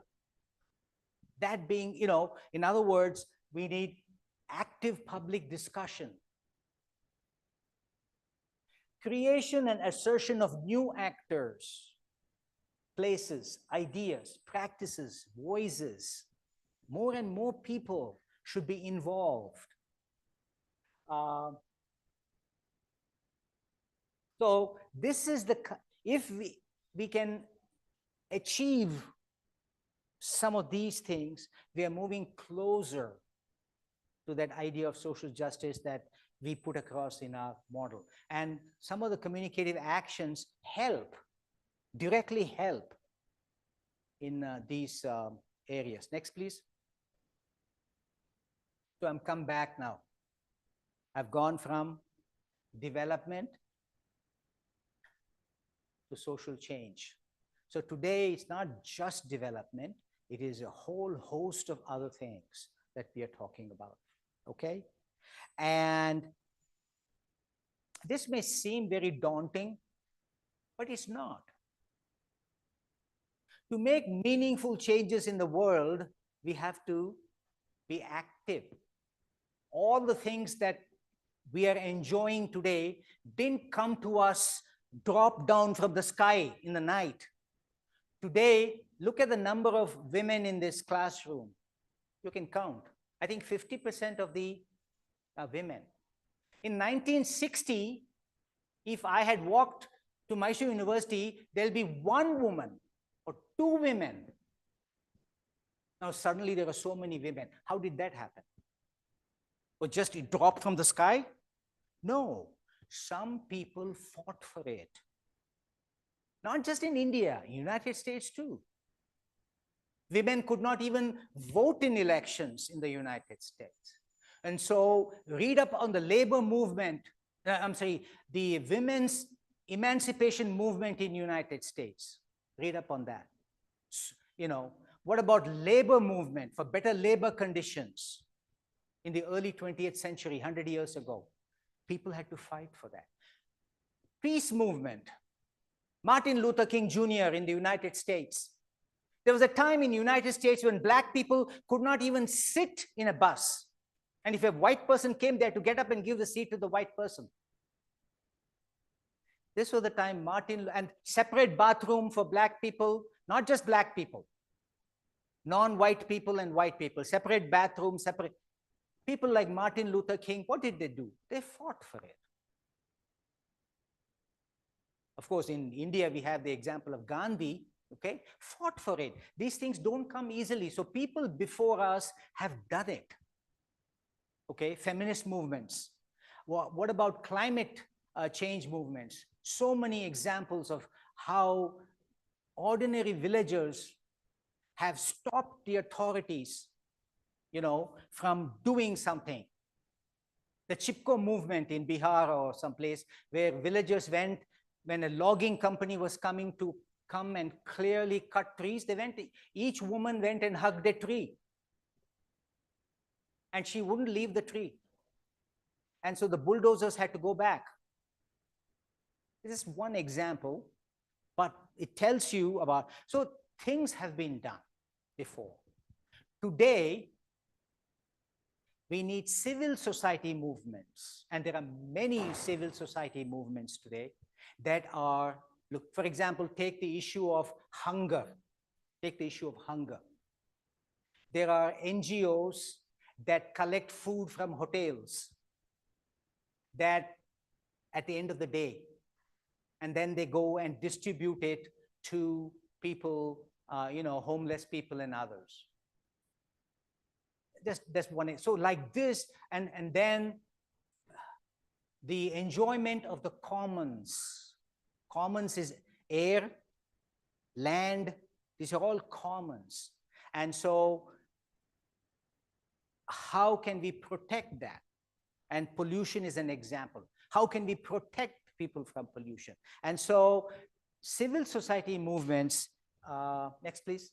I'm sorry, I should have, are trying to reclaim the commons, are confronting the forces of neoliberalization. More and more and more, the economic policies around the world are becoming more neoliberal. What does that mean? Means more favoritism is given to big corporations than ordinary people. More resources are given to them.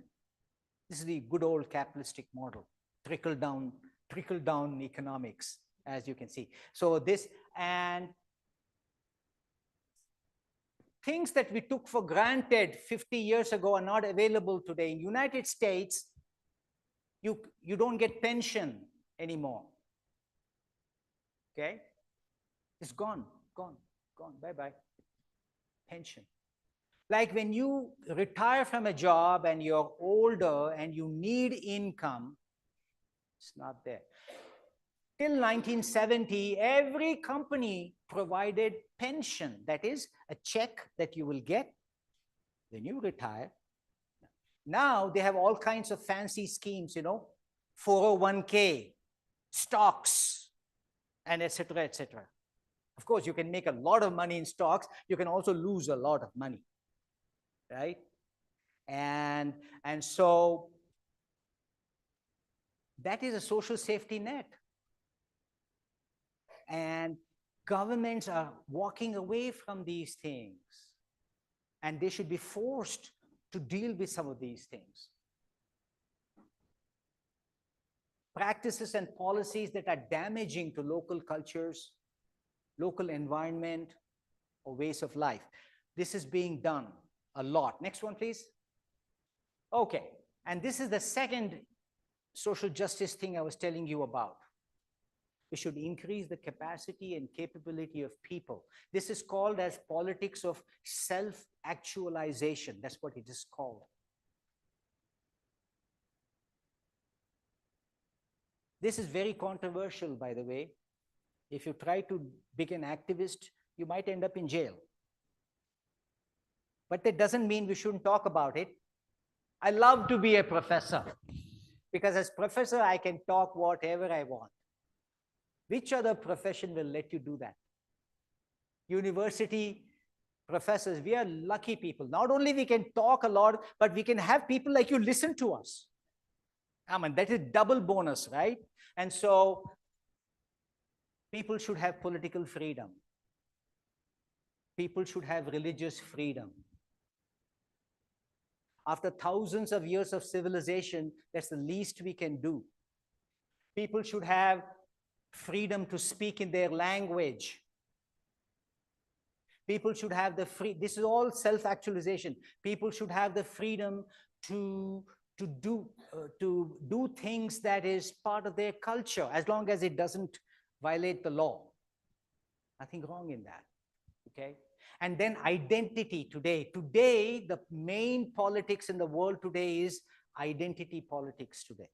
You open the newspaper and there'll be some story on identity politics. For example, feminists argue, how their gender identity is being used to discriminate. The LGBTQ people in India, I don't know how legal it is. I don't know if it's completely legal. Lesbian, gay. In United States, it's completely legal. In India, you can still be arrested if you engage in homosexual activity, even though you are in the privacy of your home, okay? So these people argue, I'm not disturbing anybody. For example, lesbians. Okay. Now, those things are in Western countries are opening up. Today, in places in Europe, you can do these things. I know it's controversial, and not everybody will agree with this, but it's out there that we have to deal with, okay?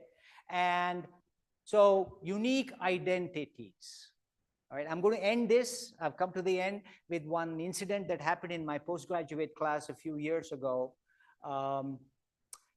Once in a semester, I invite people to my house back in Bowling Green, say, come, I have a nice theater in my house, real theater, 16-seater, and put some extra seats. I can seat 20 people. And come and watch Bollywood movies. Dr. Melkote, what is Bollywood movie? Nothing. One big man, big woman will run around trees singing. Joke. Music is entertainment. So anyway, that was the event. So I told them, oh, please come to my house this month. Only restriction is it has to be Friday night or Saturday night. Okay. Then they started talking, and I waited for 5 minutes. I said, excuse me, what's the problem?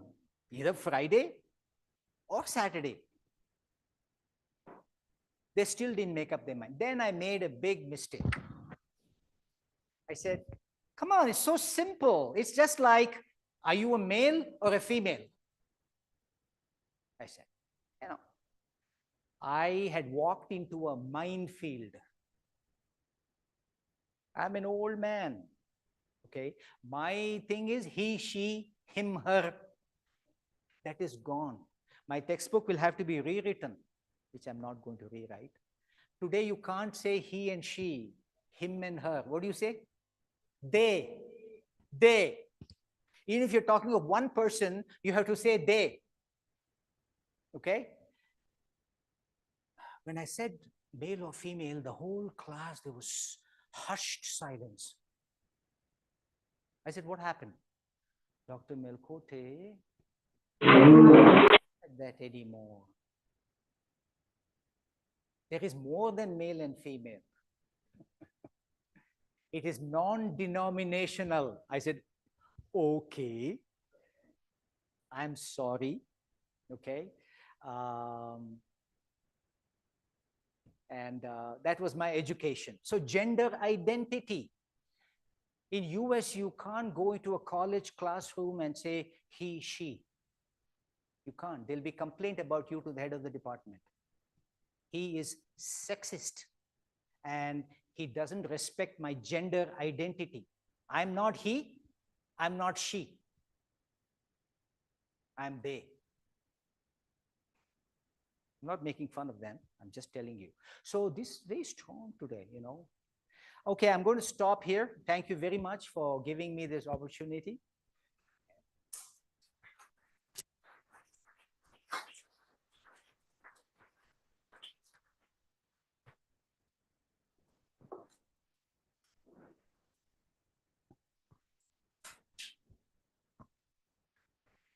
Defining development for us and bringing forth in your words the constructing development realities over the decade traversing through social change and drawing attention to the empowerment and social justice, and also giving us glimpse of the model that is discussed in your co-authored book, sir, and closing today's session with a strong call for action. In fact, today's session left us with deeper thoughts on questioning the basic premise of development communication, social justice, and change in itself. With all these things, we are now open for discussion, question. It's a call for action.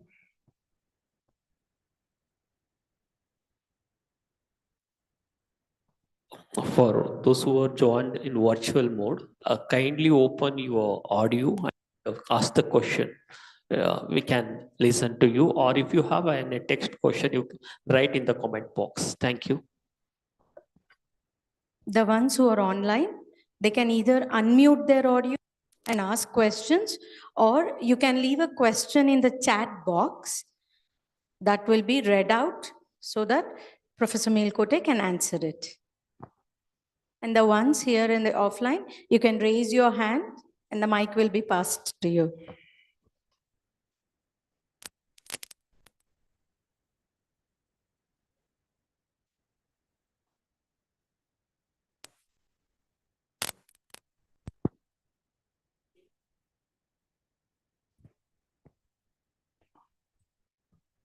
ಇದು ಬೇಕಲ್ಲ?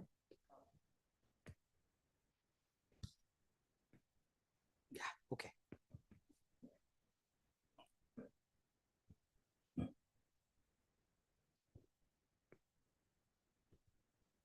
Well, session, there is a comment there.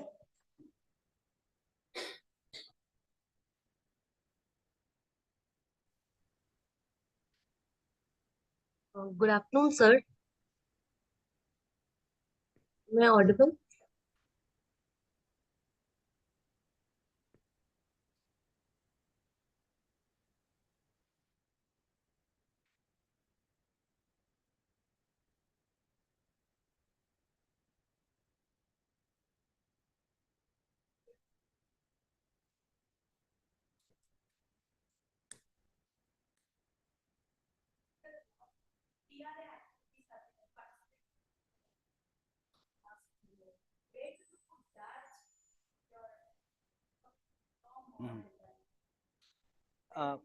Yeah, yeah. Many of these ones that are being used by a lot of change agencies would come under that ferment in the field that we talked about in the 1970s, when more emphasis was being given to people's participation.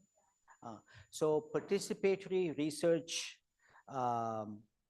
communication was one of them. And then when the emphasis changed, or rather moved on to include power, then that the other one, what's the first one you said? Rural appraisal. There's one more. Rural appraisal is the first one. The other one, which is more political and fights for the empowerment of people, that also is comes under it also has PR to it, and that is the kind of example that Paulo Freire would use. They come under that. So these are the new kinds of innovations that happened to the field in 70s, 80s, so 90s. They started incorporating, and these methods facilitated greater participation, greater horizontal communication, greater, what shall we say, emphasis on action. Yeah. So there are quite a few of them that we talk about in the book, and that's where they would come. For example, you have, as you said, participatory rural appraisal, and then there is another one whose name I'm not getting right now, but that deals more with power and things like that. So here it is. Let me just give me participatory action research, PAR. So all of these things I would they came in the newer model when we started incorporating more participation, more action. And so these are some of the things that are part of the toolbox.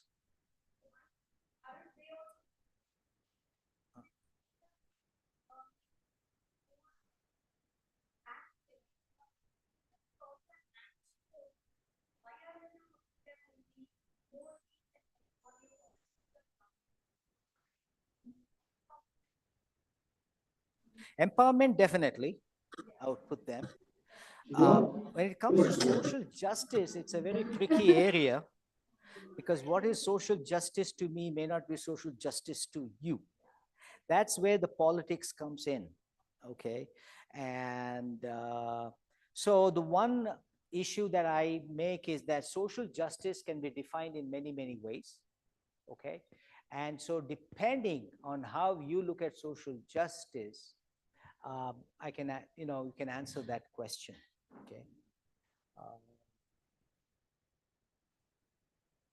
Yeah, for example, I just gave the example of LGBTQ.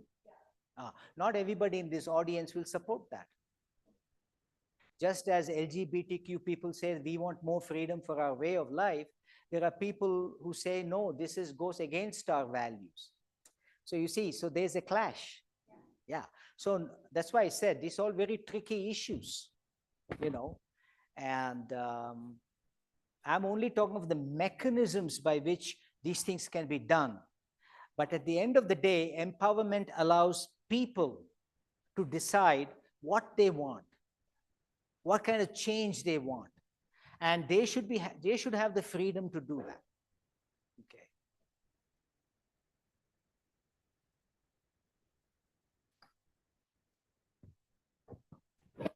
So in India, so according to new ranking, freedom of press depressing every day. So in this situation, how can we expect communications for development in the society? Okay, now can you ask me without the mic? There's a lot of feedback. Yeah.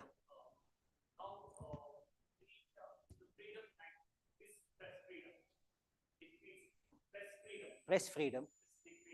And also we are talking about development. Yes.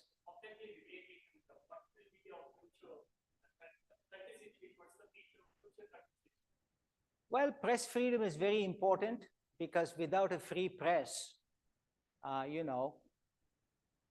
it doesn't make any sense. So a free press is very important. After all, the whole idea behind a free press is to have strong, dynamic, democratic traditions and the ability to ask questions, the freedom to disagree, okay?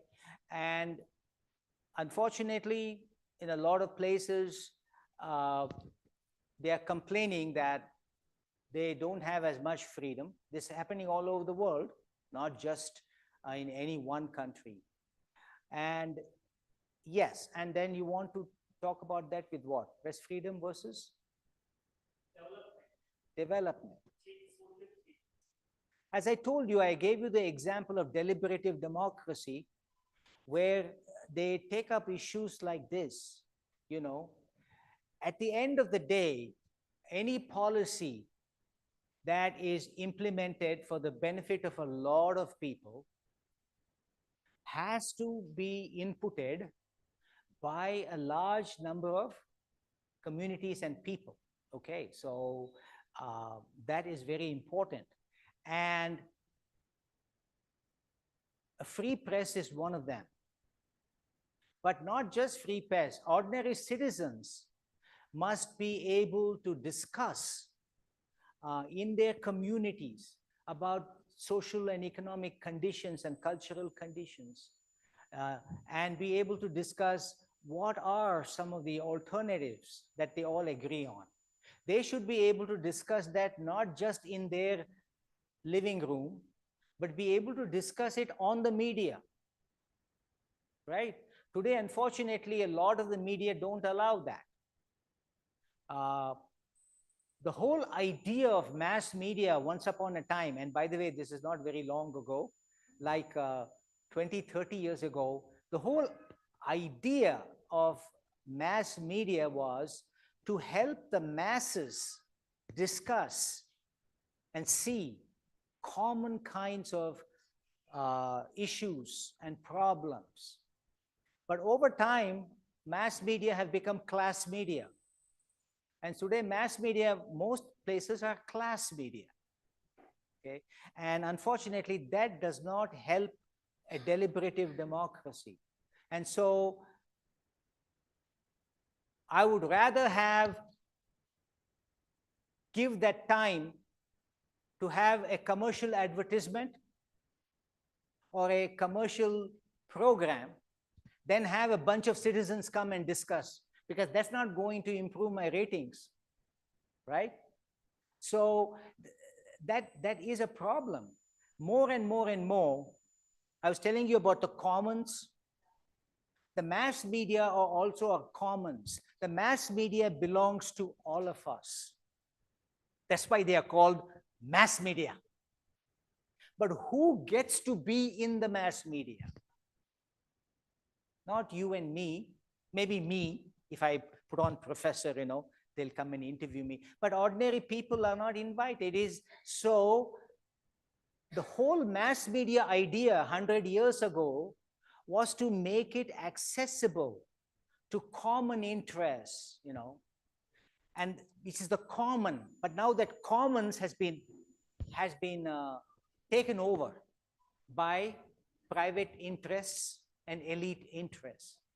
And so going back to what you were saying is, we need strengthened democratic institutions, okay? Not just freedom of the press, but freedom of citizens and community groups to have a say in what kind of change is good for them or that they want.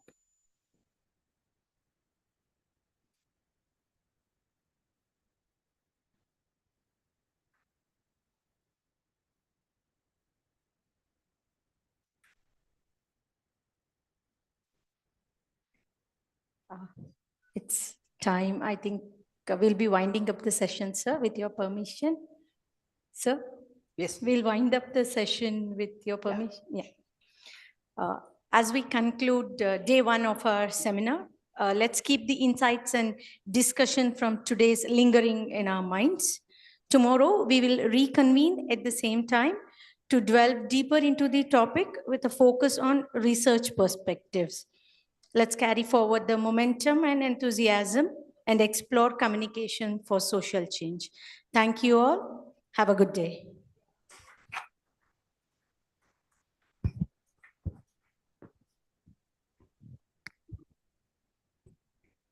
Yeah, all the one who are here, please scan the QR code and leave your feedback. And for the online participants, the QR code and the link have been continuously being put on the chat. So please scan or use the link and give your feedback. Thank you so much.